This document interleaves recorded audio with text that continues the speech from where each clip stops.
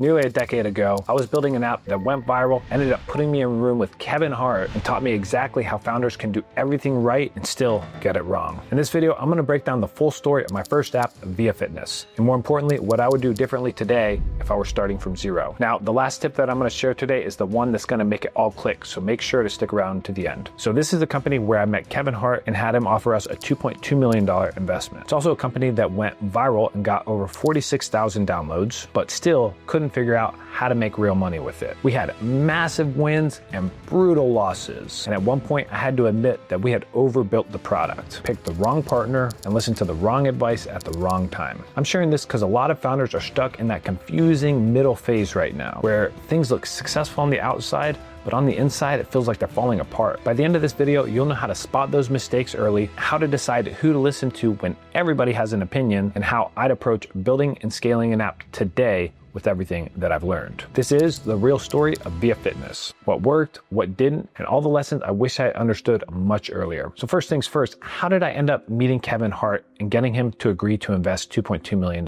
Just like my TikTok story, honestly, it was a bit of luck. Me and my buddies had rented a 2-story penthouse in Philadelphia and created the Hustle House, as we called it. 5 founders working in one place, all building cool companies at the time. Because this was the penthouse on the top of a very tall building in Philadelphia, it had beautiful views, big patios, so it was a great space to host. So we ended up hosting a New Year's Eve party, and one of the people that we invited to the party knew the producers for Kanye West. Turns out, they're friends with the team that runs Kevin Hart's tours. My connection X said, hey, I think Kev would love this. I want to get you in a meeting with him. So of course, I chased that opportunity down. Now, the other big question is, how did we make the app go viral in the first place? With Via Fitness, we had 3 viral moments. One of them, we had an influencer post on Twitter, and then other influencers pick up that tweet and retweet it, and it created a massive growth effect. The other moment where we went viral was when we got featured in Forbes magazine. Completely organically, it just took off, and we got a ton of free users from it. And then third, we had an opportunity to partner with the city of Philadelphia for an event called the Philly Free Streets, where they closed down miles of road and let everybody walk, run, and bike through the city. It was a perfect partner for our run tracking app. In that partnership, they gave us over $100,000 in free marketing on billboards, bus stations, direct mailers, TV, press, and media. And that is another moment where we got 15,000 users overnight. But of course, you can't have big wins without big losses. So I'm going to tell you the 4 pivotal things that I learned in this experience to help you on your app journey. By the way, I like to call them lessons, not losses, and you should take that framing for yourself. It really helps reposition problems. So the first issue, 46,000 downloads, but 0 revenue. So how did I get myself into this position? Well, number 1, Kevin told me, hey, I want you just focused on B2C. I want you just getting a bunch of free users on this platform. I want this thing to go viral. So I was listening to his advice on how to grow the app. But what he and the rest of my advisors were not telling me was how to monetize those users. In fact, they were advising that I don't monetize the users because they wanted to go super viral. But as I learned the hard way, I would never do that again. Whether you have an app that you're planning to go viral, whether it's a social app, whether you have investors or what, you always have to monetize the app. If I had monetized that early, at just a 10% conversion rate, we would have had 4,600 paying customers. Can you imagine that? Let's just say I was charging them $10 a month. You're talking about $46,000 in revenue per month off of the exact same user base where I was making 0. And if I had been making $46K a month off of that, I could have continued on and grown that app massively. But instead, I was running toward the ground. So that's the number 1 lesson. I would have monetized way earlier, and I wouldn't have even told Kevin or the other investors about it. I would have just used it to help subsidize the business growth and cover some of my costs, because I was bootstrapping at the time. I took the money I had saved up working in corporate and I quit my job and I invested that money into growth. And eventually it of course ran out because the business wasn't generating any fresh revenue, which takes me to point number 2, getting pulled apart by investors. I was talking to some VCs in Philadelphia at the time who were focused on healthcare.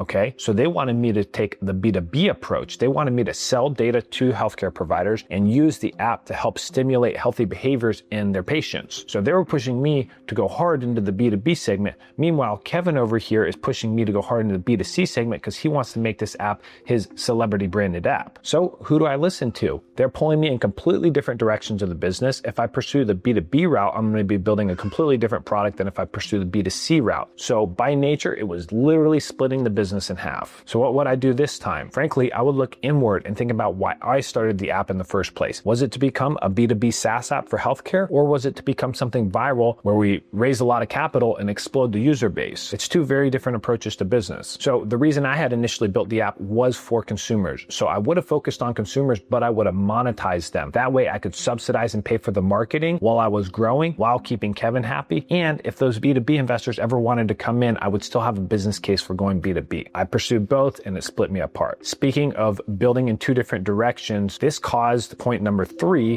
which was overbuilding the product. Because I was talking to all these investors and I wanted to impress them, I was constantly building new features that they would ask for. I was improving the features that we had and investing a ton into making this product not only a robust experience for the users, but also a social experience. Because at the time, working with Kevin, he wanted it to be this big popular social app. So I was focusing heavy on building social features like a social feed, but that wasn't critical to the user experience. In order for me to earn a reward with my app, that's the way the app works, is you run 2 miles and you get a free tank top or a free bottle of water, or you run 30 miles in 30 days and you're entered to win $1,000 in prizes. Those are the core features, doing a workout and getting rewarded for it. Social feed had nothing to do with that core experience. And so when I built the social feed, people were not using it. And I was looking at my data and being like, why are people not using this? Well, because it's not Instagram, it's not Facebook. This is a running app, not a social app. I had spent nearly $10,000 building that social feed. And when I looked at that data, I had to make the hard decision to cut that feature out completely. So we not only had to spend thousands of dollars unwinding the development we did to build that social feed, but we lost the $12,000 or $15,000 it cost us to build it and months of development and design work. So what would I do differently? For sure, I would look at the core user experience. Why are people coming here in the first place? They want to come do a workout and earn a reward. And I would build a whole product around that experience at first and forget about all the ancillary features like a social feed and direct messaging and stuff like that. So don't go and try to build all the features that you can dream up or all the ideas that people give you, friends and family, or even investors. You should stay focused on your own vision and the reason you actually built this app in the first place. And that takes me to lesson number 4, picking the wrong co-founder. My background is in design, marketing. My undergraduate's in UI and UX design, and my master's degree is in marketing and business. So I made a good front man for the business: sales, marketing, content, design, etc. So I was looking for a technical co-founder who could actually build the app. I went to all kinds of meetups. I looked on AngelList and all these places, and I ended up meeting my co-founder on AngelList. He told me he was a developer and a CTO, but I came to find out later that he didn't actually code any of the products. He ran a software development company and he built products for people, but all of his developers were in Africa and India. So he didn't actually code any of the app. And so by the time I had given him equity, brought him onto the team, brought him up to speed, I realized he had his team doing the development. But the problem with that was we had to pay that team and I didn't have money to pay for that development. And he didn't want to pay for the development if I wasn't splitting it with him. So of course that caused conflict. Now I either have to bring in more capital or I have to become in debt to him. Both things ended up needing to happen. If I had chosen the right co-founder from the beginning, somebody who could build the technical component of the product, I would not have had to pay for that and it wouldn't have split us as a partnership. If I could go back and do it again today, I 100% would choose a developer, co-founder who is an engineer who writes his own code. That is critical. You do not need another businessman. You do not need another manager. You want one businessman, one salesperson, and one technical co-founder. And together you guys build the product and you sell it. So don't make the same mistakes that I made. These are 4 key lessons that I had to spend 4 years of my life and hundreds of thousands of dollars to learn them, only to find out that I did it wrong. So no matter what you're going through on your app building journey, you're going to be encountering all kinds of problems. In fact, that is the nature of business. We solve problems. And so when you do that, you are inviting a lot of problems to come your way. What's really going to determine the success of your company is how well you choose to solve those problems and which problems you choose to work on first. For example, am I going to work on going and building a B2B SaaS platform, or am I going to build a consumer app that is social and meant to go viral? When you have these kind of challenges come up, which they will, it's important that you understand your own vision and goal for this company and are really anchored in that, because you're going to get all these outside forces giving you other opinions on what to do rather than how to think. My goal is to teach you how to think about these things, how to strategically prioritize what you work on, what's going to be most valuable, what's going to have the highest impact for your users